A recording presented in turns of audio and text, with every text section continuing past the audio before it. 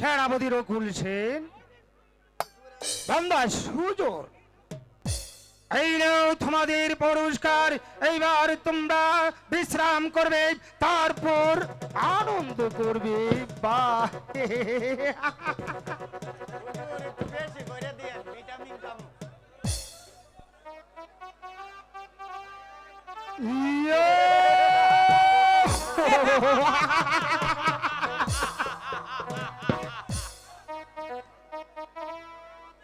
আমরা আনন্দের সহিত গ্রহণ করিলাম আপনার এই দেওয়া পুরস্কার।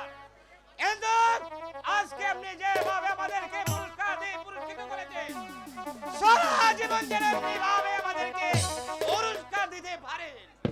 চলে সুজন।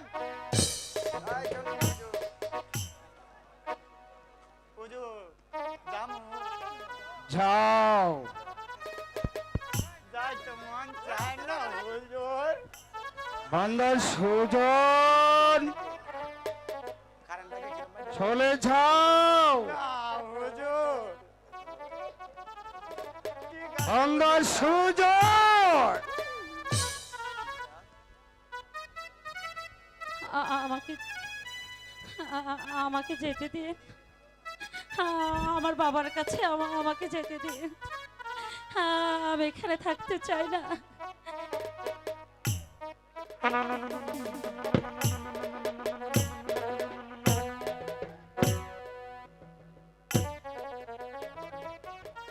আমার জীবনে কত নারী দেখেছি,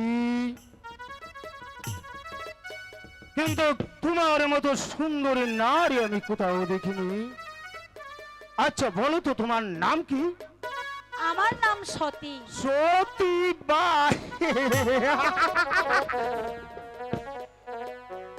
শুনো সতী, আমার এই ভুবনকে সবাই সতী হয়ে আসে। ফিরে যাবার সময় সেই নামটি যার তাকে নাম, সে অসতী হয়ে এখান থেকে চলে যেতে হয়। তোমার সমতা হবে না, তার কারণ তুমি যদি আমার প্রস্তাবে রাজি হয়ে যাও, তাহলে সারা জীবনে রানীর হালে থাকবে। সোনা দানা গয়না দিয়ে ভরিয়ে দিব তোমার এই সর্বঙ্গ।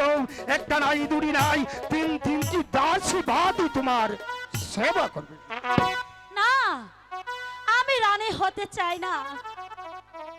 আমার বাবার কাছে দয়া করে আমাকে যেতে দিন। যেতে দিব তাই না? বাহ!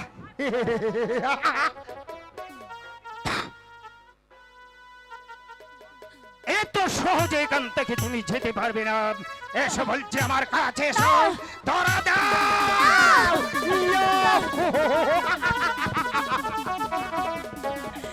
ছেড়ে দাও, ছেড়ে দাও রাজন গো, ছেড়ে দাও মারে।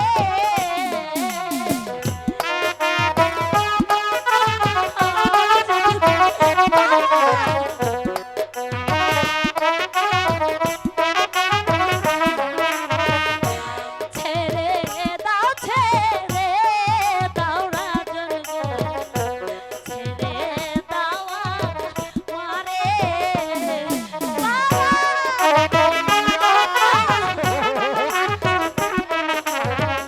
এসো।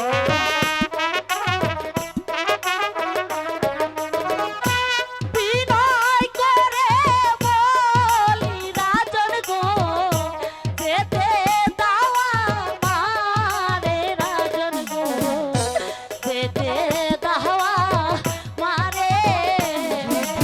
তাই না?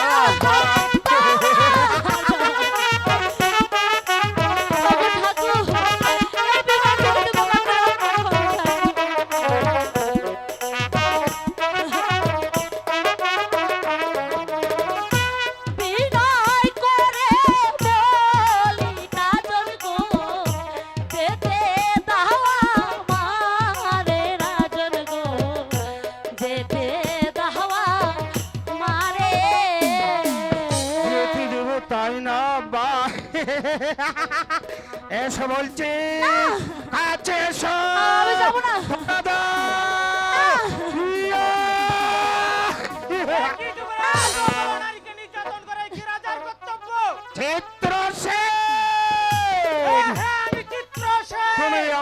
গোপন কক্ষে প্রবেশ করেছ কোন অধিকারে? অধিকারে নয় যুবরাজ, অধিকারে নয়, আমি স্বেচ্ছায় প্রবেশ করেছি। দয়া করে সতী দেবীকে ছেড়ে দেন। আমি আপনাকে বিনয় করে বলছি, চিত্রসেন, চিত্রসেন, চিত্রসেন, তুমি মনে করো না যে সেনাপতির ছেলে বলে তোমাকে আমি ছেড়ে দেব। বেরিয়ে যা, বেরিয়ে যা। হ্যাঁ, আমি তাই চলে যাচ্ছি।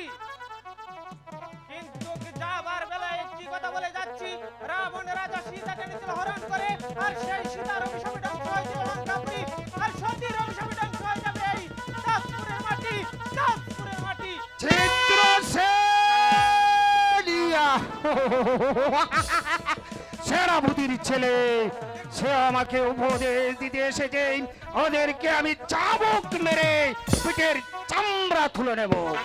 আর শুনো সতী, তোমার চেয়ে একেবারে ভাগ্য ভালো, সেনাপতি রকুল সেন আমার হাতে তুলে দিয়েছে বলে এখন যদি আমার প্রস্তাবে রাজি না হও, তাহলে এই তাজপুরে এমন কিছু শক্তি নেইছে এই যুবরাজের হাত থেকে তোমাকে রক্ষা করবে, যে আসবে তাকে এই পৃথিবীর আলো বাতাস একেবারে আমি আলাপ করে দেব। ইয়া, কোথায় সুজন? আদেশ করেন হুজুর, আপনার আদেশ, হালকা আমার দান্ডা শেষ। এই সুন্দর এখানে যাবে আমার পবত কক্ষে। এটাই তো আমি চাই হুজুর। চলো গো সুন্দরী, না, আমার সঙ্গে সঙ্গে। আমাকে দয়া করে ছেড়ে দে। ছেড়ে দেবে বা আমি এখানে থাকতে চাই না। আমি যাবো না। না, আমাকে ছেড়ে দে। আরে শুনো সুজন, বাহ, সেনাপতি রকুল সেনার সুজনের মতো কর্মচারী আছে বলেই তো আজ একটা রক্তরঙ্গা গোলাপ আমার হাতে তুলে দিয়েছেন। তাদেরকে দেব আমি অনেক অনেক টাকা। বাহ, এইবার আমি চলে যাব আমার পবত কক্ষে, আর এই সতীর সঙ্গে হবে আমার মধুর মিলন। ইয়ে! দাঁড়ান যুবরাজ, যাবার আগে আমার একটি কথা শুনে যান। বলুন, আমার বাগদত্তা স্ত্রী সতীকে আপনি কোথায় লুকিয়ে রেখেছেন? সতী, কে সে সতী? সতী হচ্ছে আমার মেয়ে যুবরাজ। দেন আমার মেয়েকে আপনি ফিরিয়ে দিন। বলছি তো এখান থেকে চলে যাও। সতী বলে এখানে কেউ নেই। এই যে মিথ্যে কথা যুবরাজ, আমারই মনে হয় সতী আপনার ওই বাসাতে আছে। ওই ওই তো শুনতে পাচ্ছি সতীর কণ্ঠস্বর। সতী আমাকে বাবা বাবা বলে ডাকছে, আর বলছে ওগো বাবা, তুমি আমাকে নিয়ে যাও এই নরককুণ্ড থেকে। আমি আপনার দুটি পা ধরে বলছি, আপনি আমার মেয়েকে ফিরিয়ে দিন। তবে রে, যুবরাজ,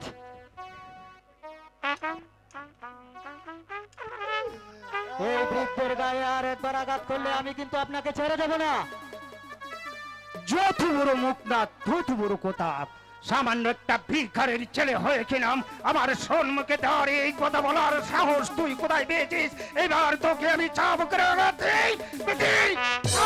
তুলে নেব। যুবরাজ, এবার যদি আমি ইচ্ছা করে এই ছাবুকটা আমি আপনার পিঠে কারাগণ্ডায় বসিয়ে দিতে পারি, কিন্তু আমি তা করব না। যেদিন প্রয়োজন হবে সেদিন ব্যবহার করব। এই নিন আপনার ছাবুক। চলুন চলুন জ্যাঠামশাই, আমরা চলে যাব ওই গাজীপুর সম্রাট আবুল শাহর কাছে। তার সাহায্য নিয়ে ঝাঁপিয়ে পড়বো এই বেঈমান কর্ণদেবের উপর।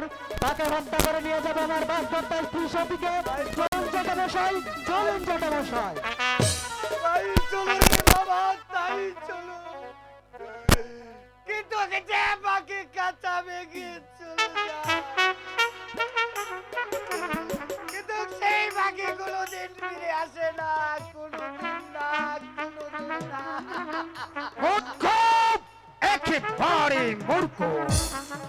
আবুল শাহ, আবুল শাহ, আবুল শাহ, আবুল শাহকে ভয় পাবে এই যুবরাজ কর্ণ দেবে। আবুল শাহর সঙ্গে হবে আমার তুমুল যুদ্ধ, আর সেই যুদ্ধে মুসলিম সৈন্যদেরকে হত্যা করে স্বাধীন রাষ্ট্র হিসাবে ঘোষণা করে দেব। তবে আমার নাম যুবরাজ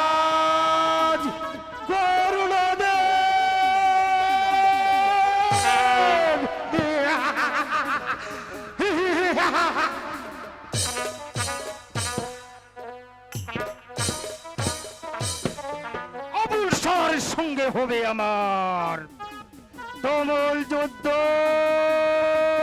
ইয়ো, ইয়ো।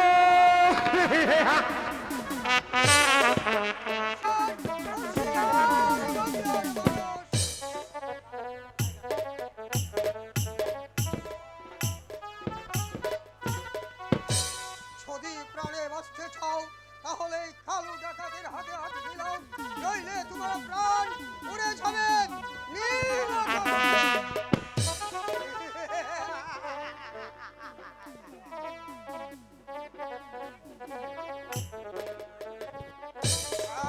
আজ আমি ডাকাত, আমি তো এই সমাজে সহজ সরল মানুষ হিসাবে বাঁচতে চেয়েছিলাম, কিন্তু পারলাম না।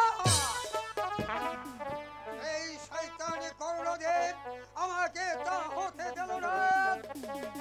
একদিন আমার স্ত্রীকে ধরে নিয়ে যায় তার গোপন কক্ষে। সে কত কাকুতি মিনতি করেও তার হাত থেকে রেহাই পেল না। তাই তো সে ঘৃণায় লজ্জায় করেছে সে আত্মহত্যা। সেদিন হতে আমি প্রতিজ্ঞা করেছি, হাতে নিয়েছি পিস্তল, এই শয়তানকে হত্যা করা না পর্যন্ত আমি আমার ঘরে ফিরে যাব না।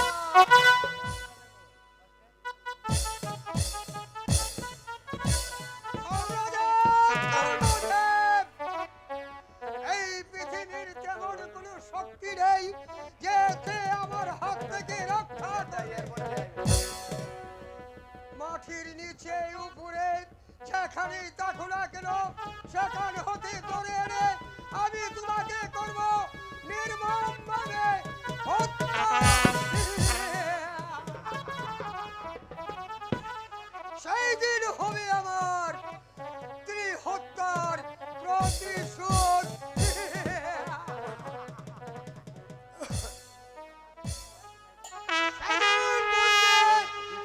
এই কালু ডাকাতের বাহুতে কত শক্তি আর কত হিম্মত।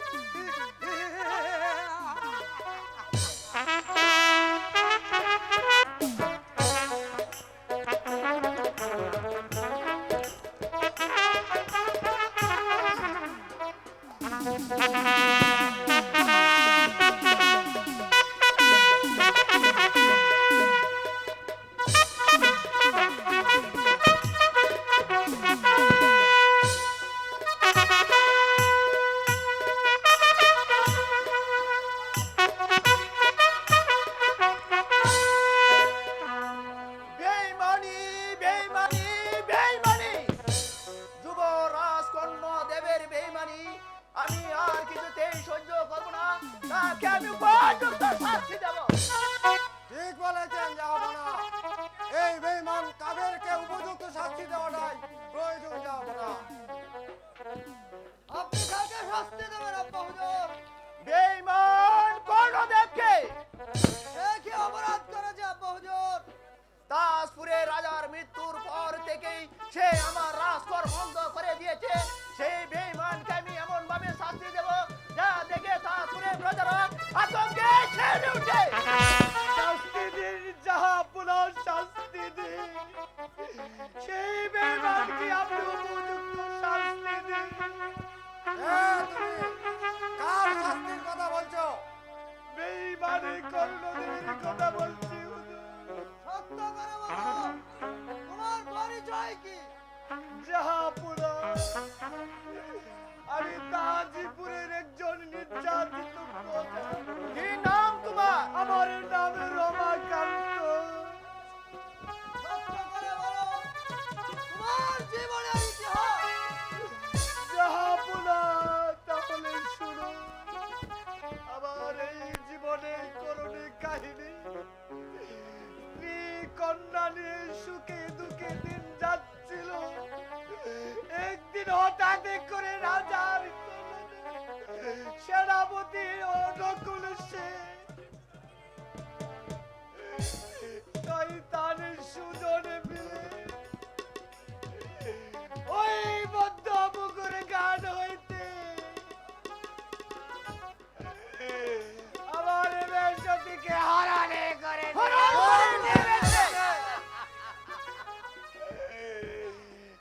জাহাপনা হরণে করেছে। নিমাই চাঁদের সঙ্গে সতীর বিয়ের কথা ছিল হুজুর,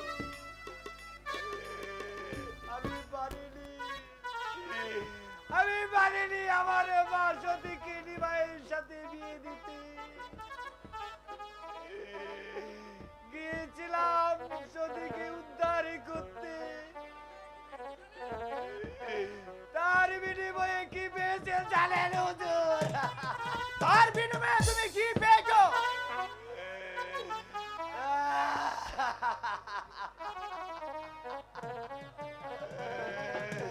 তার বিনিময়ে পেয়েছি হুজুর কত চাবুকে রাগা।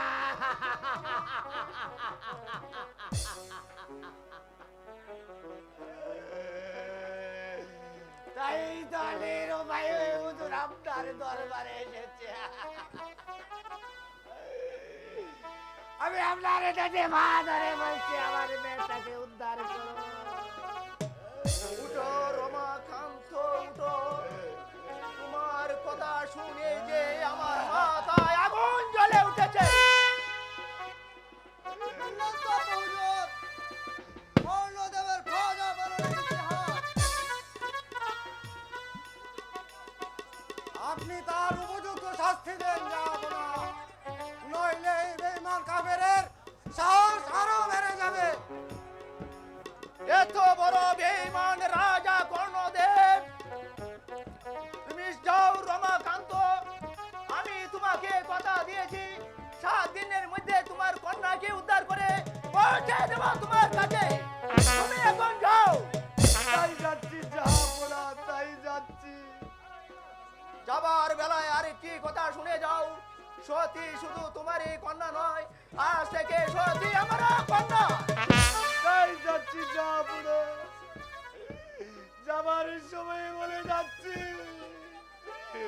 ভগবান যেন আপনারে মঙ্গলে করে, ভগবান যেন আপনার মঙ্গলে করে। বলুন বলুন উজির সাহেব, আমি এখন কি বিচার করতে পারি? সেই বেঈমান কাফেরকে উপযুক্ত শাস্তি দেওয়াটাই কঠিন। হ্যাঁ হ্যাঁ, আমি তাই করব। সেই বেঈমানকে এমন ভাবে শাস্তি দেব যা দেখে তারপরে প্রজারা আতঙ্কে শিউরে উঠে। সহজাদা ফিরোজ, হুজুর, এই নাও আমার শাহী ফরমান।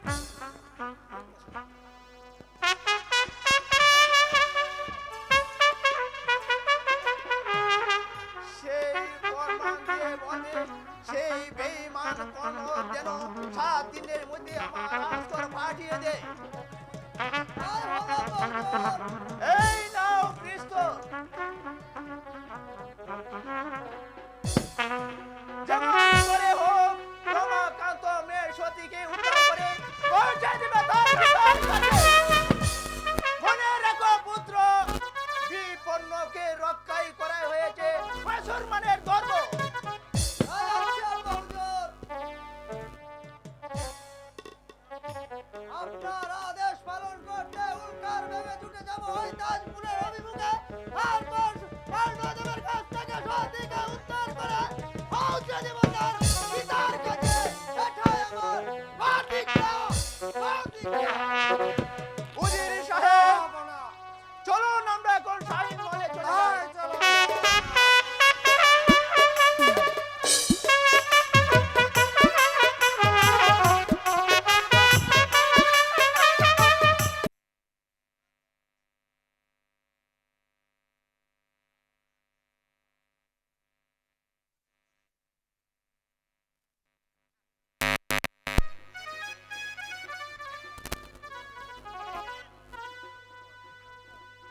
কোথায় রইলে প্রাণের নিমাই গো, দেখো না ছিয়া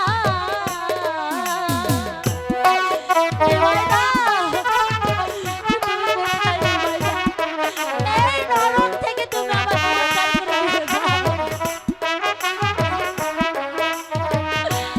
কোথায় রইলে প্রাণের নিমাই গো, দেখো না শিয়া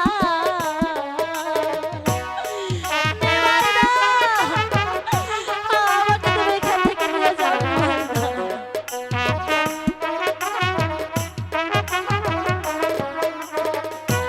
তোমার সতী ডাকে আজি গো, তোমার লাগিয়া নিমাই গো, তোমার হলা গিয়া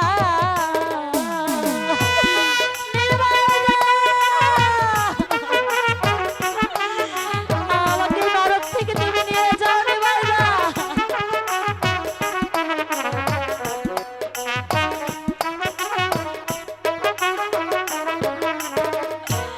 তোমার সতী ডাকে আজি গো, তোমার লাগিয়া নিমাই গো, তোমার হলা গিয়া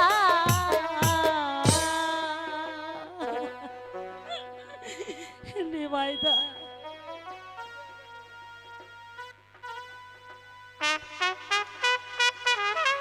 ওগো ভগবান,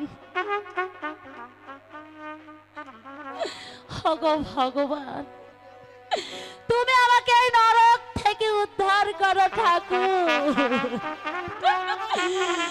আমাকে তুমি এখান থেকে উদ্ধার করো।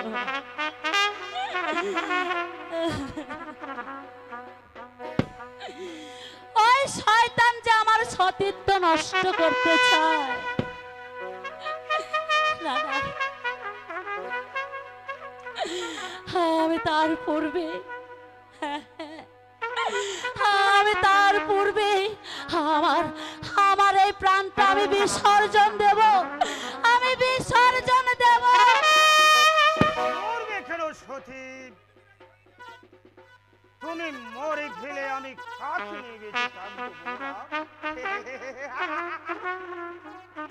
অবুঝ হয়েও না সতী, তুমি অবুঝ হয়েও না। তুমি হয়তো জানো না, তোমাকে প্রথম দেখার সঙ্গে সঙ্গে আমার এই দিলে লেগেছে তোমার এই রূপের নিশান।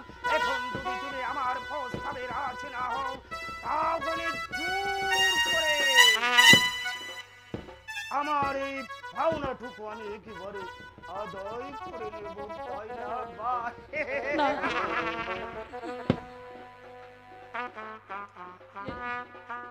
আপনি আপনি সত্যি বলছেন যুবরাজ? তাহলে বলুন, আপনি কি আমাকে বিয়ে করবে? মিথ্যা কথা বলার জন্য তোমাকে এখানে আনা হয় না সতী। তুমি শুধু আমার প্রস্তাবে রাজি হয়ে যাও। বলো, আমার প্রস্তাবে তুমি রাজি কিনা?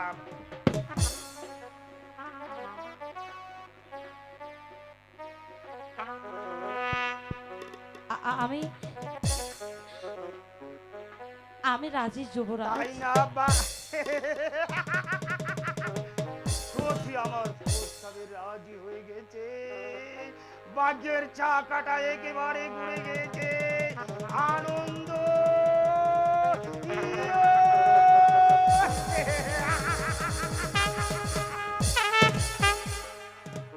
তুমি যেখন আমার প্রস্তাবে রাজি হয়ে গেছো, তোমার এই কোকিলার কণ্ঠে আমাকে একটি গান শোনাতো কি? ঠিক আছে যুবরাজ, আমি আপনাকে আজ গান শোনাবো।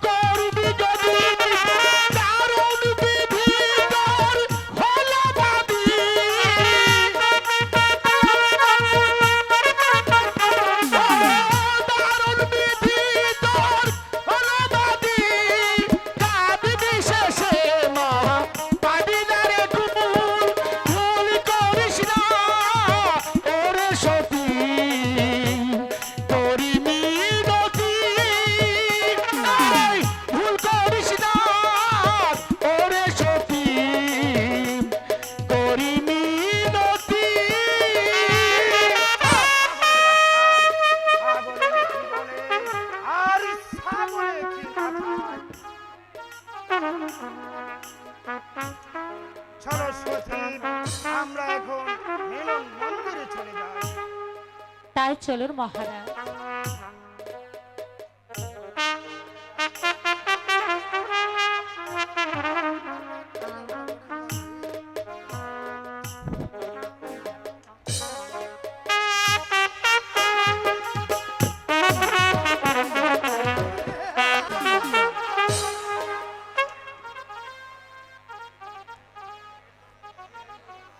ডাকাতি করব, লুটি করব,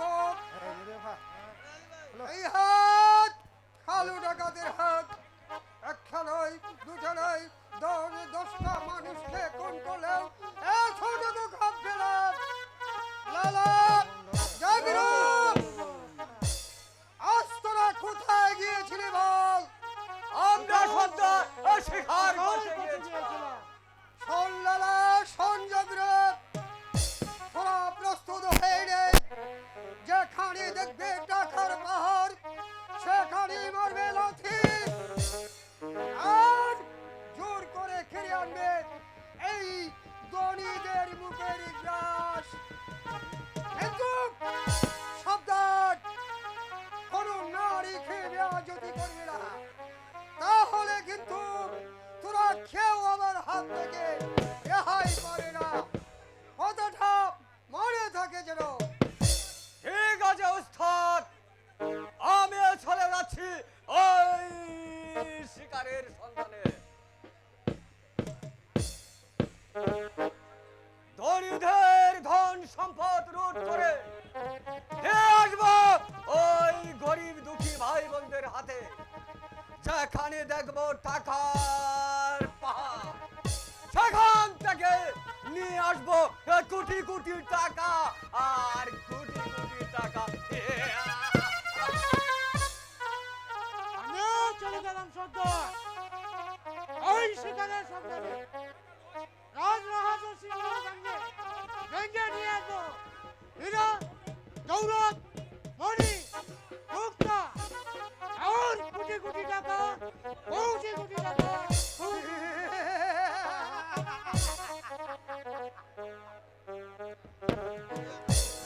আমিও যাই। আমার অন্ন হারা, বস্ত্র হারা এই গরিব ভাই বোনদের মুখে হাসি ফুটাতে হবে। আর যদি আমি তাদের মুখে হাসি ফুটাতে না পারি, বিজয় আমার নাম কালু ডাকাত। আমি চাই গরিবের শান্তি আর রাজ